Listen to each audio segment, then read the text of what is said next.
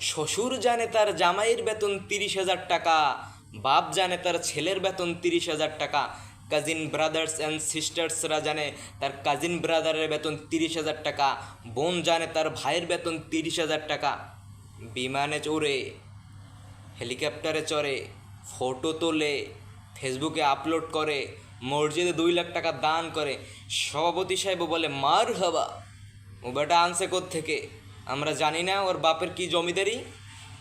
ওর বাপ নিজেরা না খেয়ে নিজেরা আরামায়েশ বিলাসিতা না করে ওকে কষ্ট করে পড়াইছে।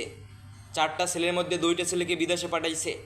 একটা ছেলে শহরে থাকে, আর একটা ছেলেকে বাপ কষ্ট করে মানুষ করেছে। বাপ গর্ব করে পোয়ালে যে আমার ছেলে মাস্টার পাস। ওই ছেলে 2 লক্ষ টাকা মসজিদে দান করে, এসি দেয়, ফ্যান দেয়। ও কোথা থেকে দিয়েছে এগুলো? ওর বাপের জমি বিক্রি করে দিয়েছে?